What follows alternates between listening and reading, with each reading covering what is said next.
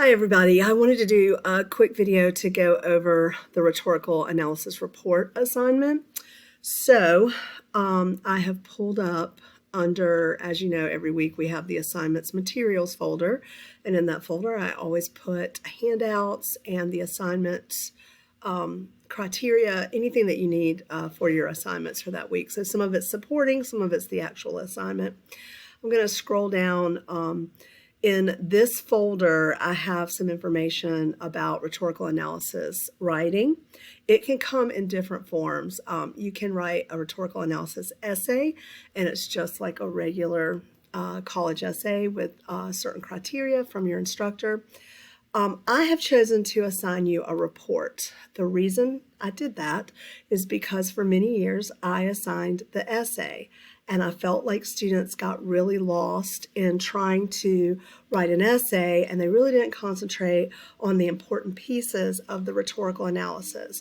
So we've been studying this for last week and this week, and we've kind of looked at the different parts of rhetorical analysis, and it can take many forms depending on what you're asked to do. But the basic core of a rhetorical analysis is to look at the evaluation of the rhetorical appeals used in a persuasive argument or some form of communication that is persuasive. The three core appeals that are used in rhetoric would be logos for logic, pathos for emotions, and ethos for credibility, authority, and sometimes ethics. Ethics can come in with the authority because obviously if someone's unethical, that may reduce their credibility.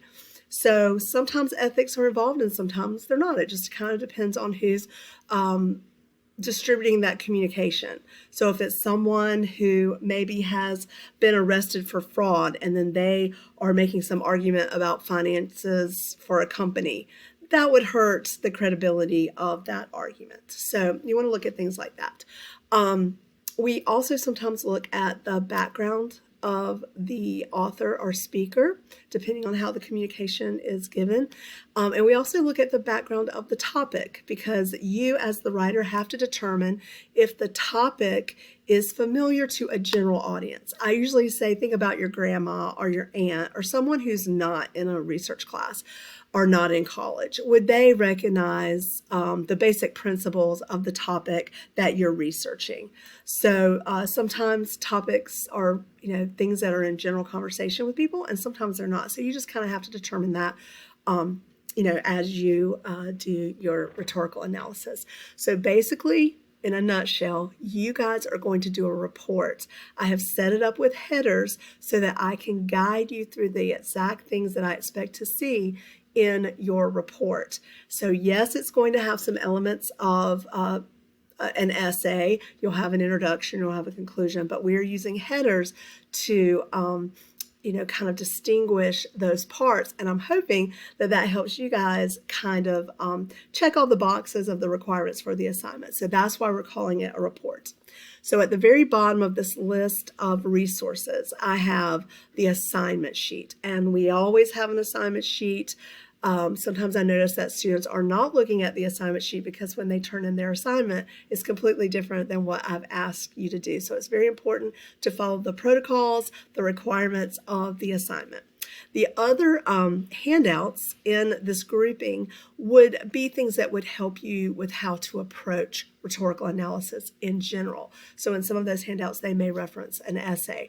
But at the end of the day, whether it's a report or an essay, you're kind of doing the same thing. I've just in the report kind of structured it differently so that you can kind of go through each part that I'm asking you to do.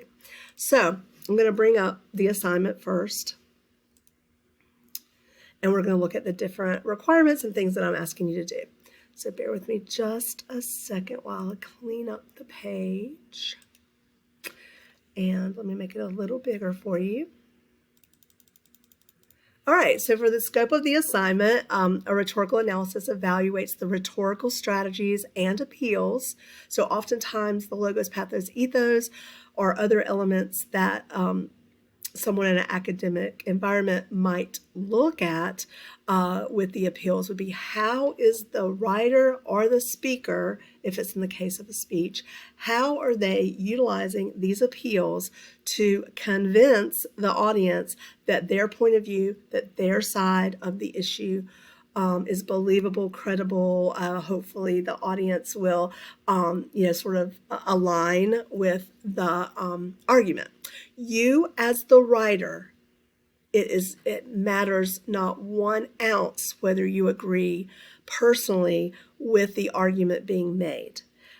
This is an academic course, so as an academic student, you are being tasked with evaluating something for its communication properties only. It has nothing to do with your personal opinion. So therefore, there should be no opinion statements, no first-person references, no I believe or I think types of references in this report.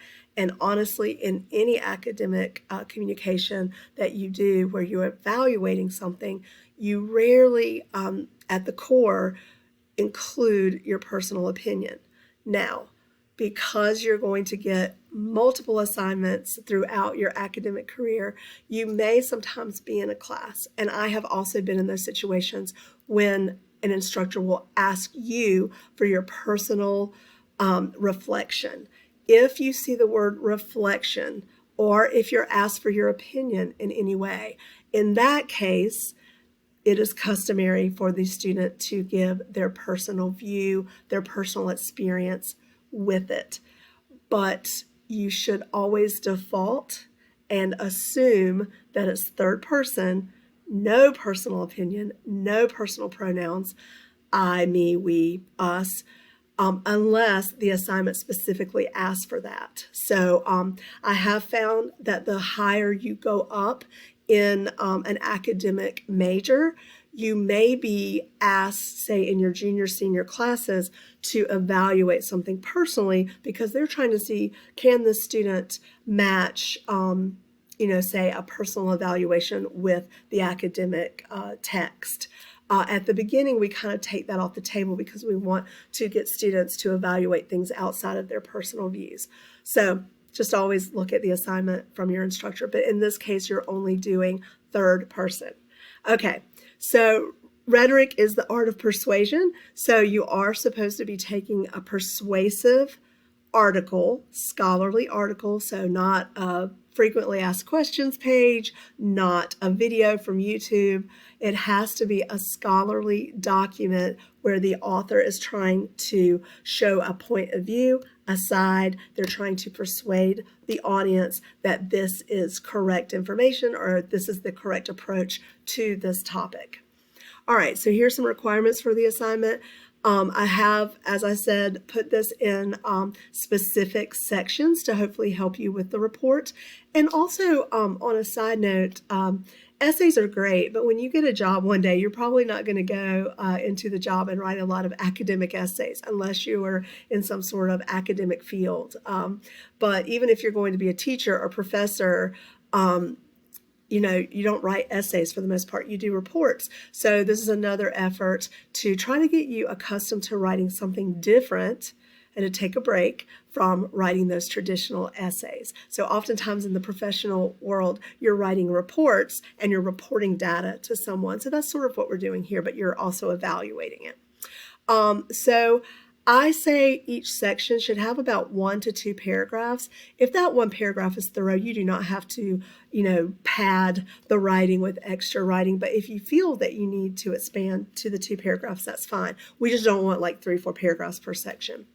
It does have to be typed, double-spaced, 12-point font, Times New Roman font. A lot of you are turning things in with different fonts, and I am taking points off for that. So make sure you're using Times New Roman because that's the standard for APA.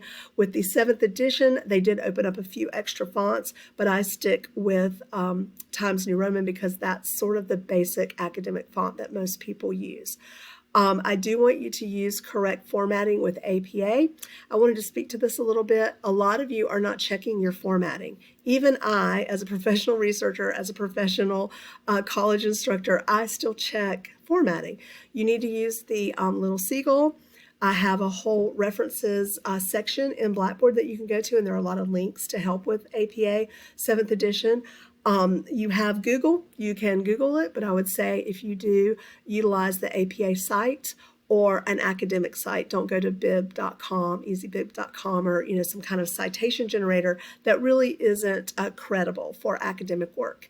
The NC State website has a really good citation generator as long as you put in all the information. It's usually pretty accurate. But with any citation generator that you use, I expect, and I also do personally, if I'm doing a citation, check using one of the resources. Little Seagull, APA website, or the Norton Field Guide has a section on APA 7th edition.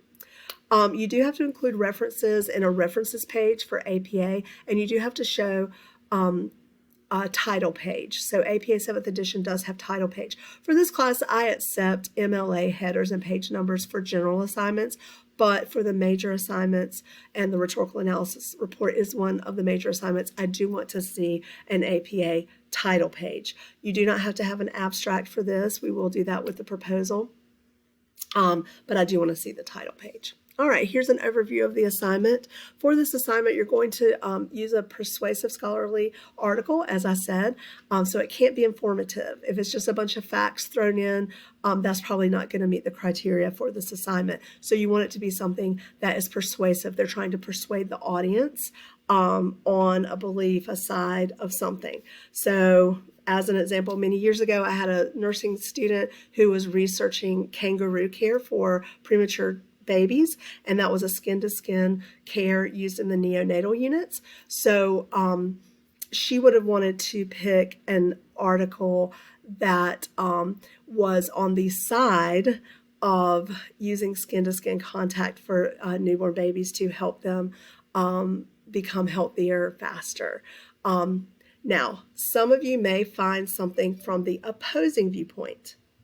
Let's say somewhere there was an article that opposed using skin-to-skin contact for some reason for neonatal babies. Maybe it was a health risk or something like that. You could use the opposing viewpoint if you wanted to, but as long as the article is showing the point of view or the side of the argument, that's what you're looking for.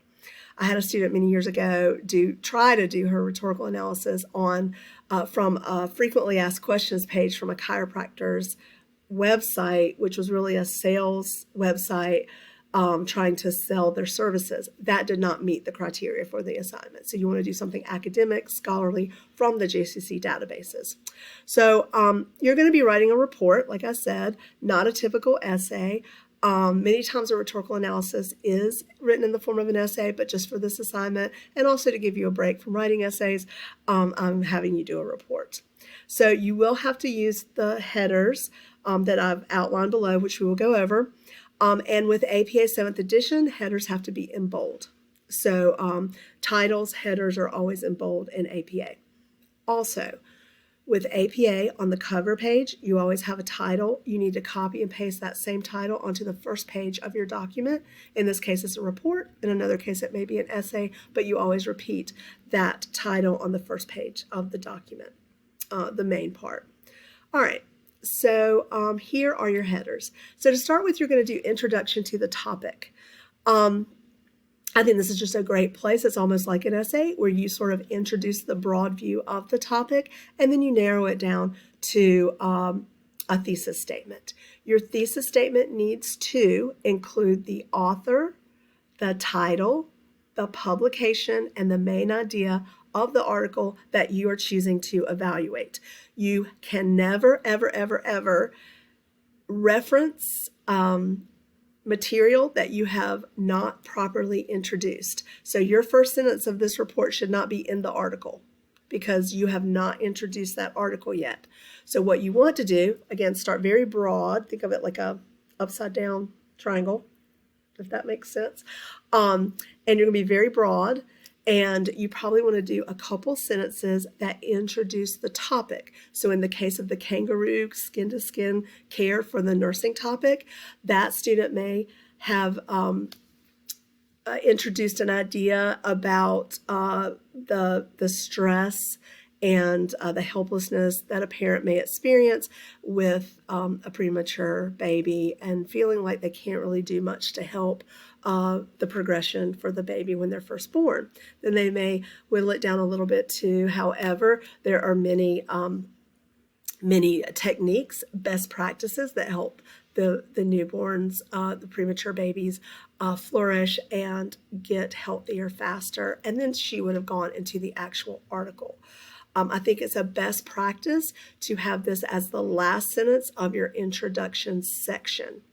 So we had said you could have 1 to 2 paragraphs. So if you want to, if you feel like you really need to explain your topic fully, you can do it one of 2 ways. You can have the first paragraph be super broad and not introduce the article yet. And then in the second introduction paragraph of that section, you could, sort of whittle it down to the article. The other way is to do it in reverse, do what I just explained about the broad to narrow to the thesis statement, and then sort of have a little bit of a background paragraph in the introduction. You can do it either way, but you cannot reference the article until you have introduced it properly. As I said, author, title, publication, and main idea, okay? The next section you're going to do is analytical summary of the article and discussion of the context of the topic and article. So notice that I've sort of given you some headers here. I am perfectly fine if you shorten these headers. These headers were sort of in a generic way for me to write the assignment for you. So for instance, you could just have introduction as your first header. You would be in compliance with the assignments. Here, you could put analytical summary of the article. You could shorten this. I've sort of gone a little overboard with these headers because I'm trying to guide you through the assignment. So I think it's perfectly fine to shorten these. And also notice that I really haven't capitalized these as full titles because they're more of a guide to the headers. When you do your header, make sure you capitalize the whole header. All right, so in this section, here are some things you want to include. Who is the author? Is the author credible? So sometimes at the bottom of an article, they will have a bio of that person, or within the article, it may show something that the author has done in their career, or something that is credible for them. I had a previous student do something on a architectural topic, and in the article that he chose, there was some information in that article about the author, and that he was part of a foundation that he had created, and some credible things that the student was able to include in this part of the rhetorical analysis. You can also go to somewhere like LinkedIn, or you can look up the author if you choose to. This is a little bit of a gray area. Every article is going to be different. Every article is going to include different information. Sometimes students can't find anything to prove that the person is credible or not. So they're just relying on the fact that they have a PhD in that topic, or that they teach at Harvard or something like that. So sometimes you have to kind of fill in the blanks yourself. And I, as your instructor, I'm looking to see, can you, take this fact, can you infer something from the information in the article? You want to think about intended audience. This is a slippery slope. A lot of students will just say, this is a great article for anyone to read. And then I'm like, your grandmother wants to read that? Your grandpa's going to sit around and read that article? Probably not. So you are doing a purposeful assignment for a grade. And I, as your instructor, I want to see that you can put point A to point B and then create kind of your own ideas when you write as a college student. So you need to think about, what is the true intended audience for this? So with the kangaroo care for the neonatal units, the nursing topic, that article was probably intended for neonatal nurses. I doubt that it was intended for parents necessarily, because it was a published peer-reviewed article. So I want you to think about that. Who is this created for? What is the purpose of this article specifically? One of my biggest pet peeves with students is when students just write words just to put words on on the page. I don't want you to do that. That is not good writing. I want you to think that that is a purposeful statement that means something and that it shows your understanding. You also want to ask yourself, did the author include enough evidence? Was there anything missing? So something to consider. Now, you do not have to answer every one of these prompts, but I'm trying to guide you through things that you would look at to analyze and sort of summarize the article. In this section, again, 1 to 2 paragraphs, you could do a paragraph on the author and the credibility of the author, and then you could do another one on the topic and the credibility of the topic, or again, you can just do the one paragraph. Did the author use appropriate tone? So this is supposed to be an academic argument. So if you feel that that author was too biased or used language that was not credible or academic, this would be a good place to mention the tone if it's not appropriate, and then explain why or why not. What is the style of the writing? What is the purpose of the writing? And at the end, are there any lapses in the information? But all in all, for this section, you're trying to create a space for the reader to understand the article itself and some of the components of it, again, from author credibility to the topic itself, to the tone used, to the purpose. Purpose is a big thing with academic writing. What was the purpose of it? Why is it important? Why is it good? Okay? For the following sections, and I put this in a little box because it's very important, you need to treat this a little bit like an essay. I want you to have a topic sentence that properly introduces that section. I want you to use elements of academic writing and put some quality into this. The entire base of this assignment is your analysis of the rhetorical strategies. So I do want to see a statement that shows, even though you've got a header there, in the case of the first one with ethos, in the article, let's say Smith is the author, Smith develops credibility through authoritative statements and research to prove, and then you would, show maybe what was proven with the ethos. You could also have a statement, let's say there weren't a lot of ethos used. While this was a credible article, comma, Smith did not supply adequate evidence for credibility with the topic of, or something like that. So you can say this was great. You could say it's not so great. You're analyzing it. You're evaluating it. Some of the things that you're going to look at, like I said, you're going to have a topic sentence for each one of these next sections to show what's being analyzed in that section, and specifically mention the appeal. Is it ethos, pathos, logos? Then you're going to review the information, and I do want at least one quote per section from the article.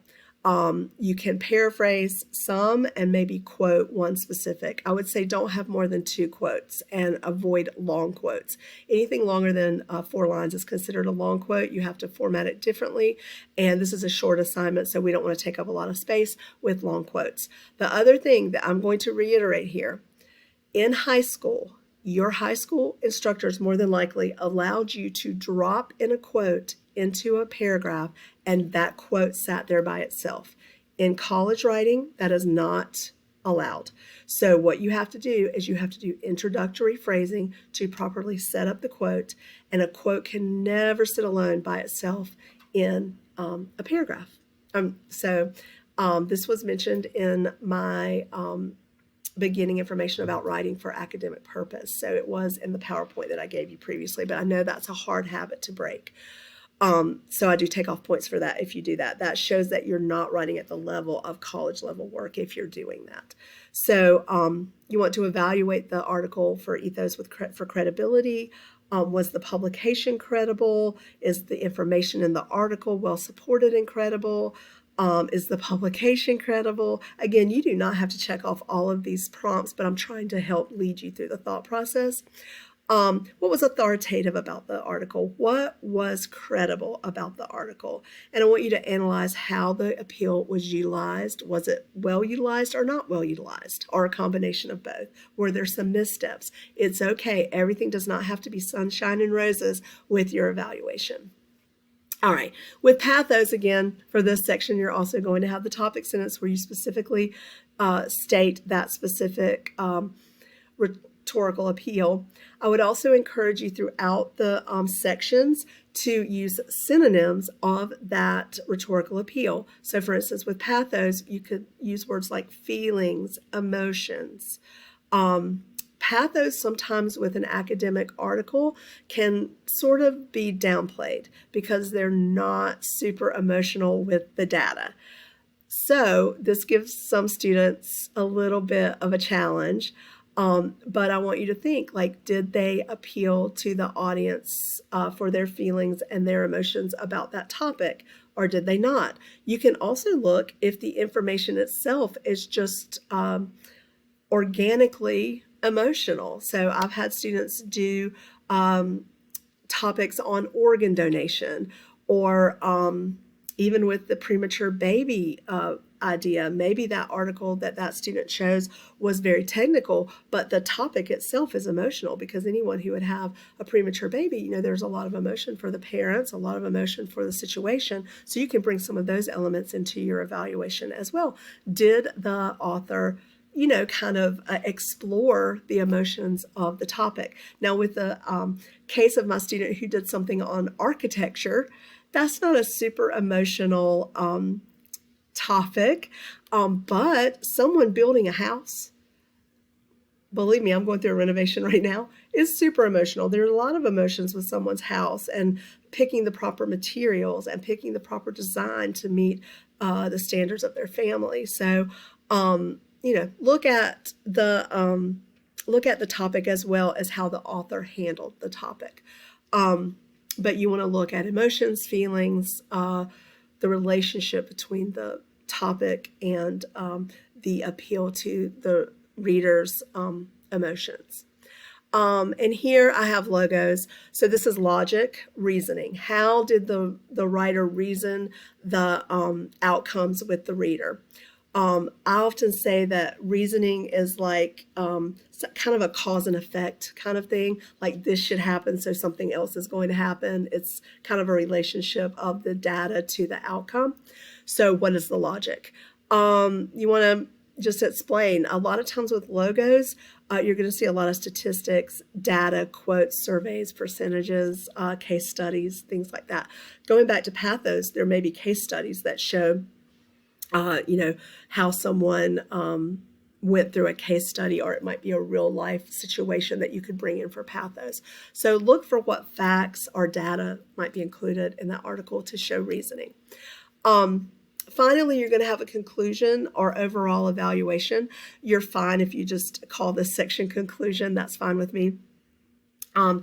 Anytime you write a conclusion, I think it's a good idea just to reverse your introduction. That's my quick little fix, my little hack, so to speak, on the best way to do a conclusion. So always go back and look at your introduction, see how you handled it, and then just flip it upside down. So in this case, I think you should rephrase your thesis statement and remind the reader of the author, article title, topic of the article that was just evaluated, and then include some closing statements. Again, look at how you kind of went into the topic and then flip it. And then once you've restated your thesis statement, kind of broaden out and give some information that may leave the reader of your rhetorical analysis report, leave the reader with an understanding that you understood the overall concept, outcome of the article.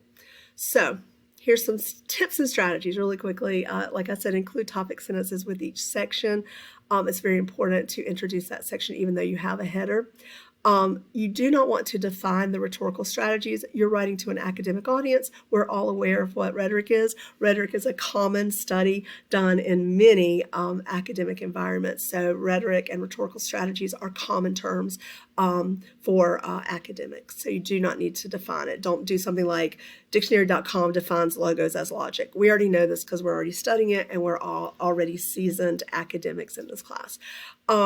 Include context clues, like I said, use synonyms, context clues to the type of rhetoric you're exploring in that section. So for logos, logic, reasoning, Those are kind of some synonyms for pathos, feelings, emotions, and for ethos, ethics, credibility, authority would be some, but you can look up some other synonyms if you would like. Use transitional phrasing. As a writer, you want to transition the reader to the next thing. It is your job as a writer to connect ideas, and that is the one thing that most professors will tell you that students don't do, and they lose major points on writing. And as a student, you may be sitting there going, well, they don't like me, or they don't like the way I write. It's not that. We are looking for you to connect ideas, and we want you to take what's on the page and then create a new connection in your writing. Again, at least one quote per section of the Logos, Pathos, Ethos. You don't have to have a quote in the introduction, the overview, or the conclusion. As a matter of fact, in a conclusion, you shouldn't introduce new information. You should just conclude the information that's already there. Again, don't drop in quotes. You have to have a signal or introductory phrasing into the quote. You do want to feature analysis in each section. I need to see that you understood the article and that you, again, can connect those ideas. One thing that I constantly write in feedback is to use the ICE method. A lot of students just it's like they're just tossing a salad together, throwing all the vegetables into a salad, and then here's a salad. When you write, you don't do that. You have to connect everything. So I like this this kind of method of connecting ideas. So ICE is you introduce the point, you cite the source, that's where you might bring in a quote or a paraphrase, and then you explain it. So it's never enough just to drop in a quote, even if you have the signal phrasing before it. You have to follow up any information with your analysis. Third person, not first person, but you have to follow it up. So ICE is a good way to remember that. If I ever see a paragraph or a section end with a quote, I know that student has not used the ICE method. If I see two stacked quotes, that student has not used the ICE method. So for each point you make, introduce, cite, and explain. And that way, you know, you've kind of done that. I've had so many students come back to me and say, oh my gosh, Miss Austin, I use the ICE method now and I make A's on all my papers. It's because they're showing the professor that they know how to connect those ideas properly. Again, don't drop in the quote. I've said that several times. You want to feature your own analysis in the report in third person. Use your resources. I have a whole section of resources in Blackboard. I also have the Siegel Handbook, the Purdue Online Lab website, and then you have your textbooks. Again, repeat, do not use first or second person pronouns. No I, we, us, and no you. And try to not use a lot of slang, use academic rigor. And then at the end of this, I do have some links to things that you might be able to use to do this report. All right, well, good luck on your report, and please let me know if you have any questions. I look forward to reading them.